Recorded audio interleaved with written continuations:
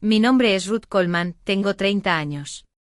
Mi mundo dio un vuelco durante una cena familiar cuando la voz de mi hermano mayor rompió el murmullo, cargada de veneno, parásitos, descarados.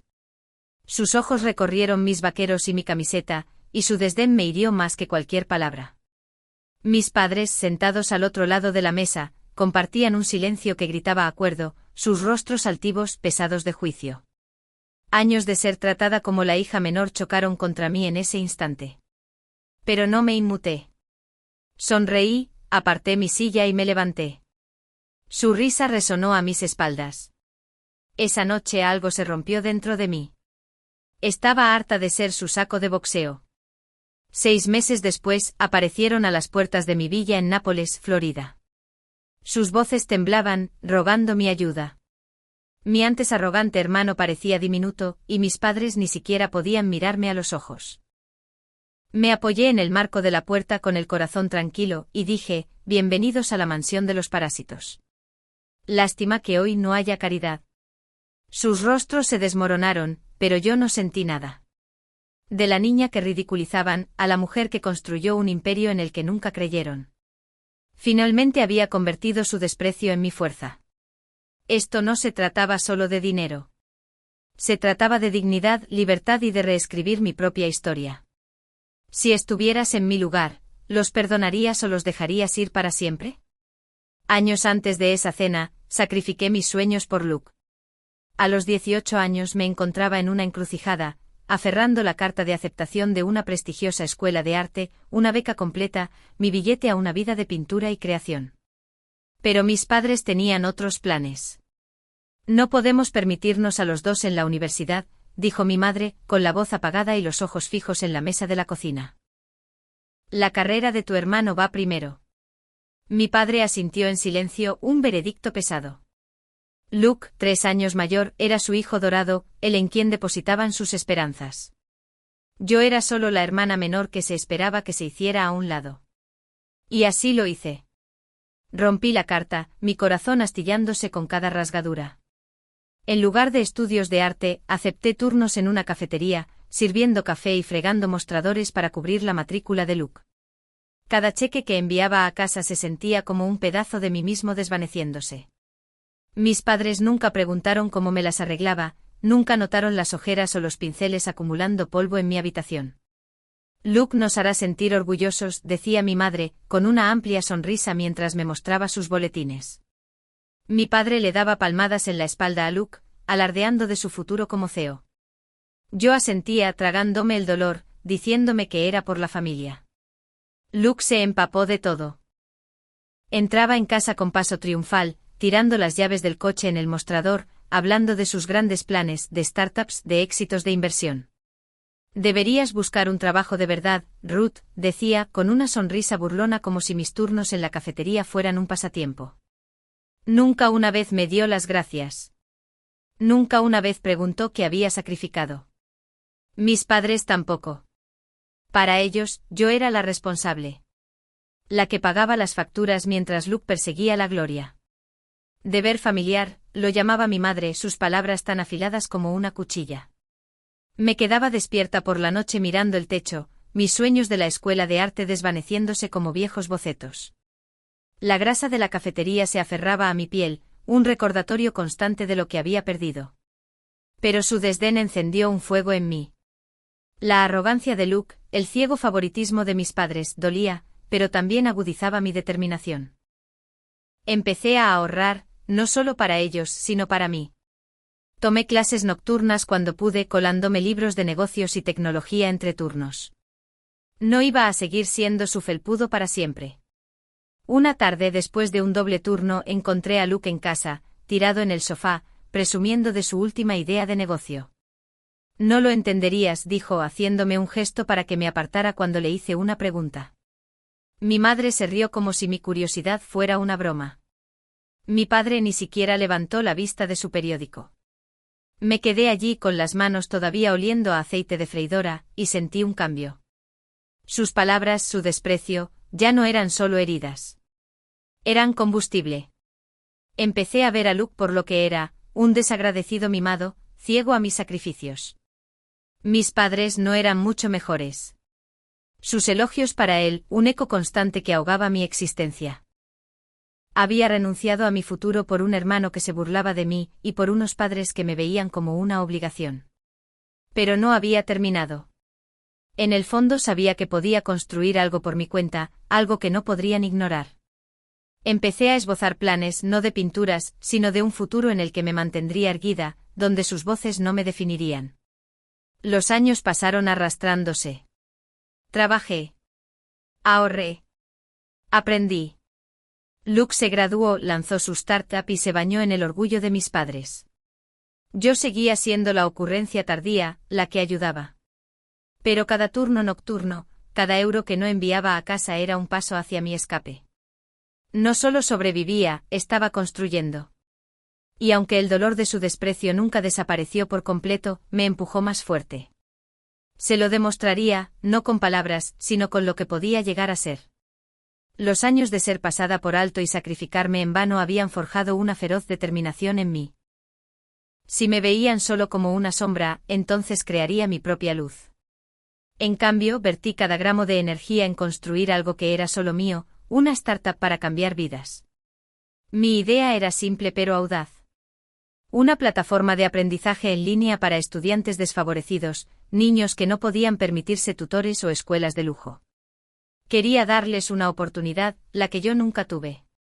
Comencé en un apartamento abarrotado, mi escritorio era una mesa plegable cubierta de manchas de café. Noches tardías se mezclaban con madrugadas mientras esbozaba wireframes, codificaba prototipos y escribía presentaciones. Mis manos temblaban la primera vez que probé la plataforma, una aplicación básica con lecciones de matemáticas y lectura para estudiantes de secundaria. Se bloqueó 2 veces, pero seguí adelante corrigiendo errores hasta el amanecer. No era una genio de la tecnología, solo terca. Cada error me enseñaba algo nuevo. Cada fracaso me empujaba a intentarlo de nuevo. Tomé cursos en línea para llenar las lagunas de mi conocimiento, codificación, diseño de usuarios, estrategia de negocios. El sueño se convirtió en un lujo.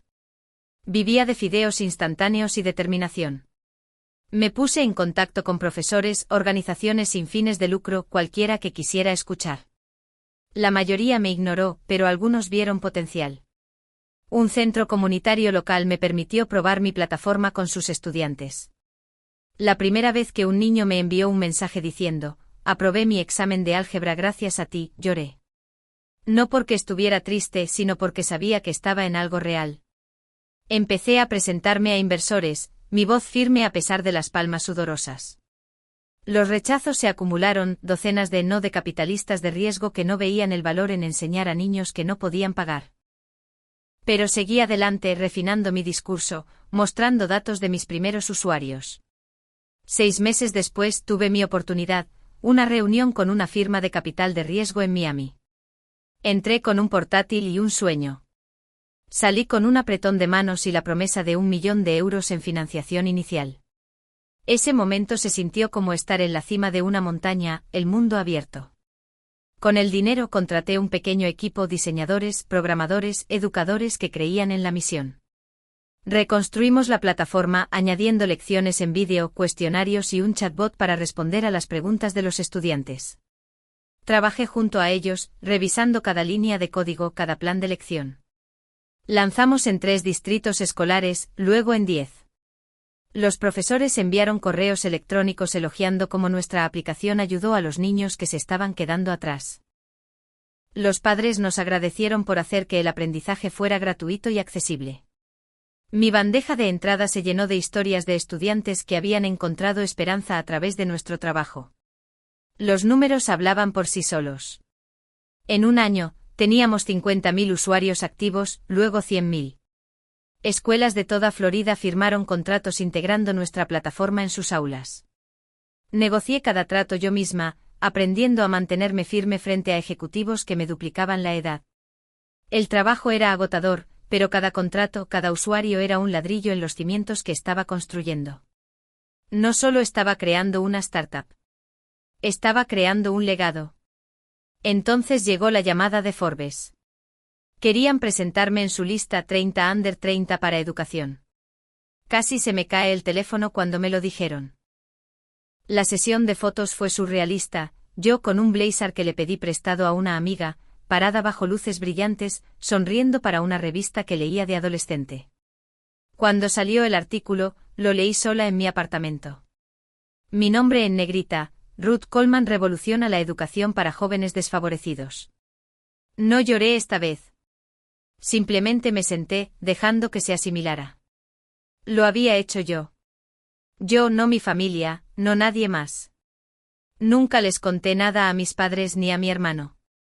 Sus voces, llamándome una carga, descartando mi valor, aún resonaban en mi cabeza. Pero ya no necesitaba su aprobación. Dejé de revisar sus mensajes, dejé de esperar que me vieran de manera diferente. Mi valor no estaba ligado a sus elogios o a su desprecio. Estaba en las noches tardías, en el código que escribí, en los estudiantes a los que ayudé. Me estaba definiendo paso a paso, y nadie podía quitarme eso. El mundo empezaba a notar lo que había construido. Las invitaciones a hablar en conferencias se acumularon, pero me mantuve enfocada en el trabajo. Mi equipo y yo planeábamos expandirnos a más estados para llegar a más niños. No sabía lo que me esperaba, pero sabía una cosa. Apenas estaba empezando. Mi plataforma no era solo un negocio. Era la prueba de que podía superar eso, de que podía crear algo que importara. Mientras mi nueva vida comenzaba a tomar forma, la sombra de mi familia regresó a través de un simple mensaje de Mary. Cena este fin de semana, decía. Queremos reconectar. Las palabras de mi madre se sintieron como una rama de olivo, pero dudé. Años de desprecio me pasaron por la mente, pero una pequeña parte de mí esperaba algo diferente.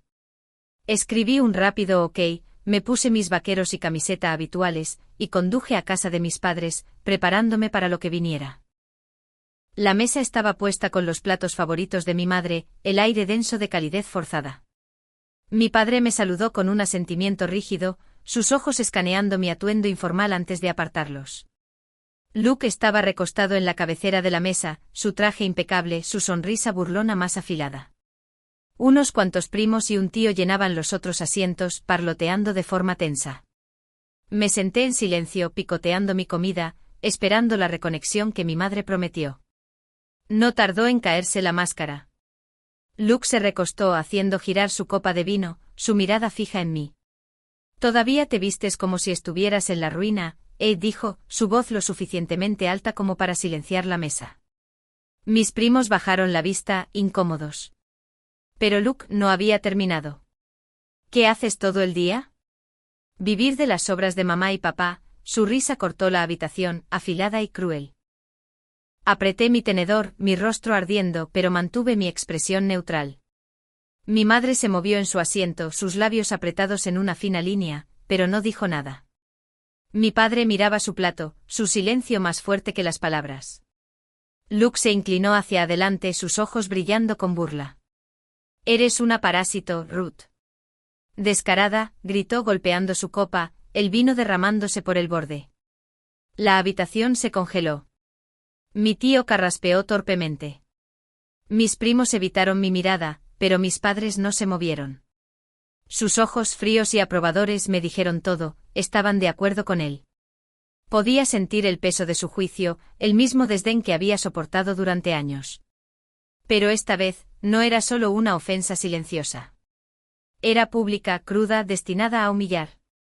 Mi corazón latía como una tormenta gestándose dentro, pero me negué a dejar que se notara. Aparté mi silla, el raspado sonando fuerte en el tenso silencio, y forcé una sonrisa. «Disfruten de su cena», dije, mi voz firme a pesar del fuego en mi pecho. Cogí mis llaves y salí, sus susurros siguiéndome. En mi coche agarré el volante, mis nudillos blancos. Las palabras de Luke resonaban, parásito, descarada, cada sílaba como una cuchilla. El silencio de mis padres dolía más, su negativa a defenderme era una traición más profunda que cualquier insulto. Había pasado años dándoles todo, y así era como me veían. La ira que había enterrado durante tanto tiempo surgió caliente e imparable. Ya no era la chica ingenua que había roto sus sueños por ellos. Había construido algo que no podían tocar. Y no iba a dejar que su desprecio me definiera. Mientras me alejaba, mi mente corría. La arrogancia de Luke, la complicidad de mis padres. Creían que me conocían. Pensaban que yo no era nada. Pero yo sabía la verdad. Había creado una plataforma que cambiaba vidas, asegurado millones en financiación, obtenido un reconocimiento que no podían imaginar. No merecían saberlo, no todavía. Pero sus palabras encendieron una mecha. No iba a quedarme en silencio para siempre. Esta cena no era el final. Era la chispa. Les demostraría quién era el verdadero parásito, no con argumentos, sino con acciones que no podían ignorar. A la mañana siguiente me senté en la oficina de mi villa, mi resolución como acero. Abrí mi portátil, mis dedos firmes mientras accedía a los registros bancarios. Me conecté a mi aplicación bancaria y congelé todos los pagos a sus cuentas. Mi contable recibió una llamada con instrucciones claras para bloquear cualquier transferencia futura. Mi teléfono vibró con un mensaje de Mary. ¿Puedes ayudar con la factura de la luz este mes? Solo un poquito. Miré las palabras, mi mandíbula tensa, y luego borré el mensaje. Durante años había sido su muleta financiera, sacándolos de apuros mientras ellos elogiaban a Luke y me despreciaban. Ya no. Cortarles el suministro se sintió como recuperar un pedazo de mí misma, un peso levantándose de mis hombros. 3 días después, Luke llamó. Lo ignoré esperando otro golpe. Pero lo que vino fue peor. Había hurgado en los registros bancarios y había descubierto la verdad. Años atrás, había invertido anónimamente 50.000 euros en su startup cuando apenas era una idea inestable. Lo había hecho a través de un fondo externo, sin querer su agradecimiento ni su aprobación. Había creído en su sueño una vez, a pesar de su arrogancia. Pero en lugar de gratitud, Luke recurrió a Twitter con una publicación de mentiras crueles. Ruth Coleman, mi supuesta hermana, es una parásita egoísta que está destruyendo a nuestra familia. Acumula su dinero y nos da la espalda. La publicación acumuló cientos de retweets y miles de visitas. Sus seguidores se sumaron con veneno. Mocosa desagradecida, escribió uno. Destructora de familias, dijo otro. Mi teléfono vibró incesantemente mientras extraños me etiquetaban, sus palabras afiladas pero huecas. Recorrí el hilo, mi pulso firme a pesar del picor. La traición de Luke no era nueva. Simplemente era más ruidosa ahora, exhibida en las redes sociales para que todos la vieran. Había tomado mi inversión, mi sacrificio, y lo había transformado en una narrativa que me pintaba como la villana. Su audacia no me sorprendió. Me impulsó. No iba a permitir que sus mentiras me definieran. Cogí mi teléfono y llamé a Aaron Blake, mi mejor amiga y abogada con un don para desenredar el caos. Aaron, dije, mi voz tranquila pero teñida de fuego. Necesito que me ayudes a enterrar esto. Se acabó jugar a ser buena. La respuesta de Aaron fue inmediata. Dame todo, cada recibo, cada extracto bancario, cada acuerdo de préstamo. Construiremos un caso del que no podrán escapar. Pasé los siguientes 2 días sacando registros de mis archivos. Había correos electrónicos de George prometiendo devolver un préstamo de 7.000 euros para la remodelación de su cocina, que nunca se tocó. Mensajes de Mary rogando 2.000 euros para gastos imprevistos, que quedaron sin respuesta en mi bandeja de entrada. La inversión en la startup de Luke también estaba allí, documentada a través de los registros de transacciones del fondo. Tan claro como el agua, el total era asombroso. Más de 150.000 euros vertidos en sus vidas, dinero que había ganado a través de noches sin dormir y trabajo incesante. Aaron revisó los archivos en una videollamada, sus ojos entrecerrándose mientras escaneaba cada página. Esto es irrefutable, Ruth, dijo. No tienen ninguna base. Le pedí a Aaron que compilara todo en un dossier. Cada euro contabilizado, cada promesa rota expuesta.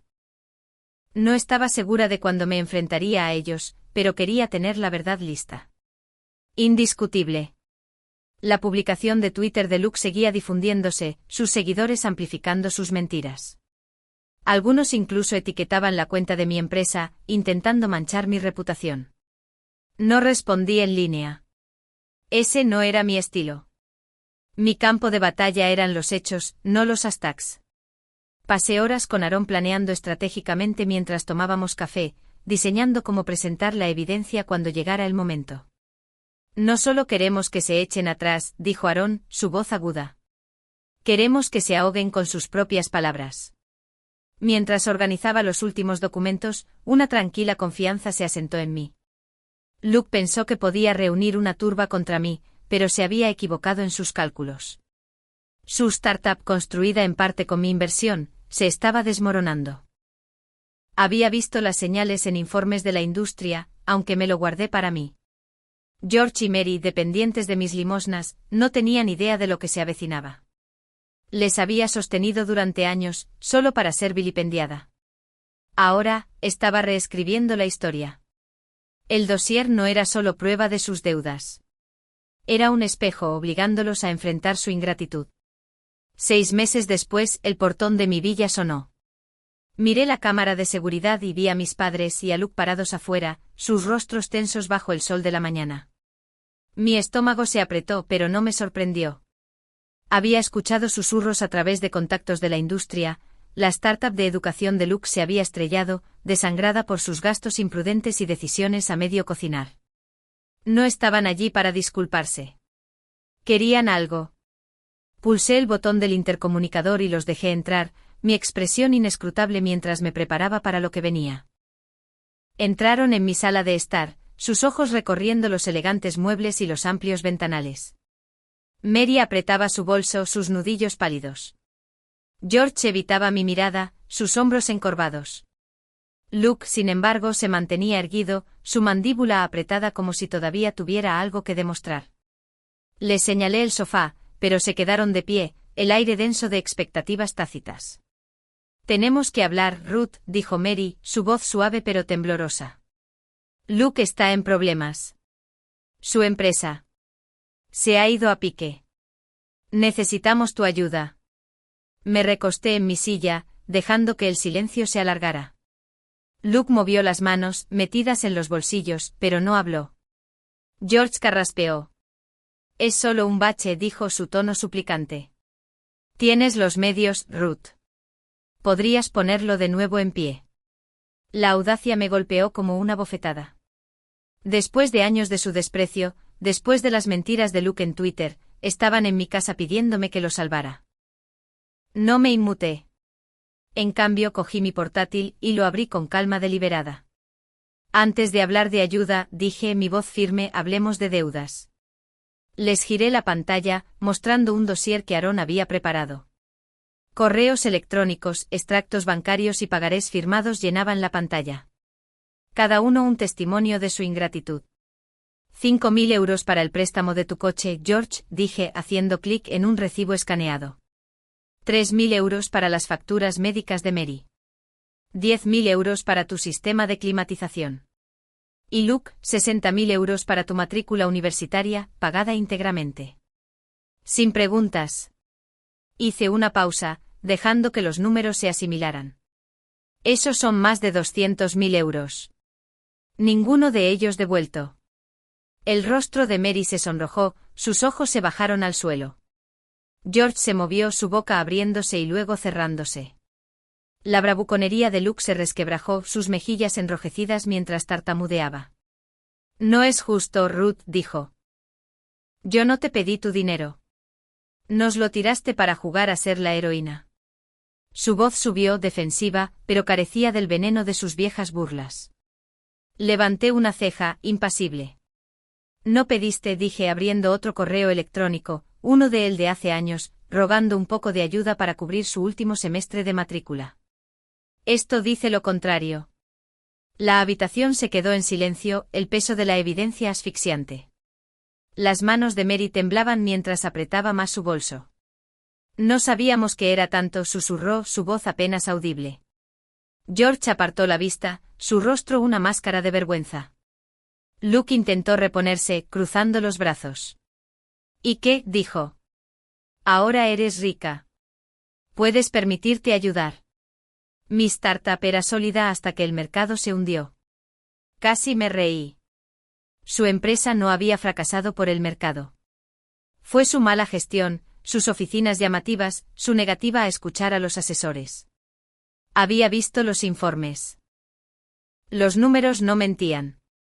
Me puse de pie cerrando el portátil con un suave clic. Me llamaste parásito, Luke, dije, mis ojos fijos en los suyos. Lo gritaste delante de todos, y todos asentisteis. Así que dejadme mostraros algo. Señalé la habitación que nos rodeaba, los suelos de mármol, el arte en las paredes, la vida que había construido sin su ayuda. Bienvenidos a la mansión de los parásitos. Lástima que hoy no haya caridad. Las palabras cayeron como una cuchilla, afilada y definitiva. La mandíbula de Luke cayó, su bravuconería se desvaneció. Mary jadeó, su mano cubriéndole la boca. George solo miró, su silencio más fuerte que cualquier súplica. Caminé hasta la puerta y la abrí, mi postura inflexible. Habéis tomado suficiente, dije. Pagad lo que debéis y entonces hablaremos. Hasta entonces no volváis. Luke empezó a protestar, pero George puso una mano en su hombro, negando con la cabeza. Los ojos de Mary se llenaron de lágrimas, pero no discutió. Salieron arrastrándose por el portón, cerrándose detrás de ellos con un pesado estruendo. Me quedé sola, mi corazón tranquilo, el peso de sus expectativas finalmente desaparecido. Habían visto la verdad, y yo había visto su vergüenza. Por primera vez me sentí libre. Una semana después me paré en un escenario frente a jóvenes soñadores. El centro comunitario de Nápoles bullía de energía, lleno de adolescentes de escuelas desfavorecidas, sus ojos brillantes de curiosidad. Había organizado este taller gratuito de educación tecnológica para compartir mi plataforma de aprendizaje en línea, una herramienta que había construido para dar a chicos como ellos una oportunidad para sus ambiciones. El proyector brillaba detrás de mí, mostrando lecciones interactivas. Había diseñado módulos de matemáticas, codificación, herramientas básicas para desbloquear su potencial. Pero esto no se trataba solo de software. Quería que escucharan mi historia, que supieran que podían superar cualquier obstáculo, tal como yo lo había hecho. Ajusté el micrófono, mi voz firme mientras comenzaba. Soy Ruth, dije recorriendo la multitud. Y construí esta plataforma porque creo en vosotros. Pero no fue fácil. Mi propia familia me llamó inútil, me dijo que nunca llegaría a nada. Vieron mis sueños como una carga, mis esfuerzos como una broma. La sala se quedó en silencio, los niños inclinándose hacia adelante. No mencioné a Luke, George o Mary. No era necesario. El dolor de su desprecio era universal. Un suspiro, estos chicos entendieron. Podría haber dejado que sus palabras me definieran, continué, pero elegí construir algo más grande que sus dudas. Vosotros también podéis hacerlo. El taller se desarrolló sin problemas. Guié a los adolescentes a través de las características de la plataforma, mostrándoles cómo acceder a cursos gratuitos, cómo seguir su progreso, cómo convertir ideas en realidad. Una chica en la primera fila, quizás de 15 años, levantó la mano. ¿Qué pasa si tu familia no cree en ti?, preguntó su voz pequeña pero feroz. Sonreí, recordando mis propias batallas. No necesitas su aprobación, dije. Tu valor no está en sus palabras. Está en lo que creas, en lo que devuelves. Sigue adelante incluso cuando sea difícil. Su asentimiento determinado y brillante hizo que mi pecho se inflara. Por eso había luchado, por eso había seguido construyendo. A medida que avanzaba el día, respondí preguntas, compartí consejos y vi a los niños sumergirse en la plataforma, su entusiasmo contagioso. Un chico con zapatillas desgastadas se quedó hasta tarde jugando con un módulo de codificación, su sonrisa amplia al hacer que su primer programa funcionara. Momentos como estos me recordaron por qué había vertido todo en este trabajo. No se trataba de demostrar que mi familia estaba equivocada. Se trataba de elevar a los demás, de darles las herramientas que había deseado cuando tenía su edad. El taller terminó con aplausos, pero la verdadera recompensa fue su esperanza, su impulso, su negativa a dejar que el mundo los detuviera. Mientras tanto, las consecuencias de las acciones de mi familia se extendieron. La reputación de Luke en el mundo de los negocios se había desmoronado. Su venenosa publicación en Twitter llamándome egoísta le había salido mal. Los conocedores de la industria, conscientes de su startup fallida y su gestión imprudente, vieron a través de sus mentiras. Los inversores le dieron la espalda, poco dispuestos a financiar a alguien que había difamado a su propia hermana mientras ignoraba su apoyo. La noticia se corrió rápido en los círculos empresariales de Nápoles. El nombre de Luke se convirtió en sinónimo de arrogancia y fracaso. No pudo conseguir ni una sola reunión. Sus deudas se acumularon, su otrora brillante persona reducida a susurros de bancarrota. George enfrentó sus propias repercusiones. Sus vínculos con Luke, su hijo dorado, empañaron su reputación. Un trato inmobiliario local que había estado persiguiendo fracasó cuando los socios se enteraron del colapso de su hijo y de su papel en permitirlo. Los colegas que una vez lo respetaron ahora mantenían su distancia. Su confianza erosionada por su ciego favoritismo. Mary también pagó un precio. Su círculo social, una vez vibrante con clubes de lectura y almuerzos benéficos, se redujo a medida que las amigas se distanciaban. Habían oído hablar de su parcialidad, de su voluntad de permitir que Luke me vilipendiara mientras ella permanecía en silencio. Su vergüenza era una prisión silenciosa, sus días marcados por miradas incómodas y llamadas sin respuesta. Me enteré de sus dificultades a través de conocidos mutuos, breves menciones al pasar. No sentí ninguna satisfacción, solo una tranquila certeza. Les había dado años de oportunidades, dinero y apoyo solo para ser recibida con desprecio. Ahora enfrentaban los escombros de sus elecciones mientras yo me mantenía más fuerte que nunca. Los había cortado por completo.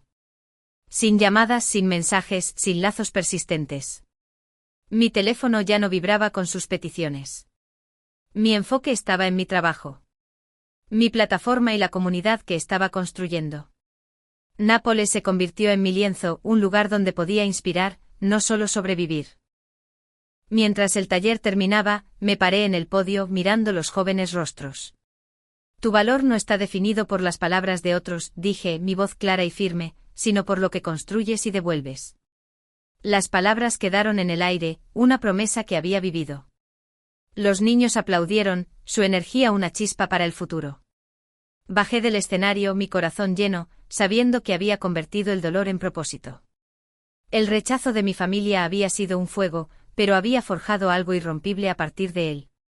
Este era mi legado. No sus dudas, sino las vidas que había tocado, los futuros que había ayudado a moldear.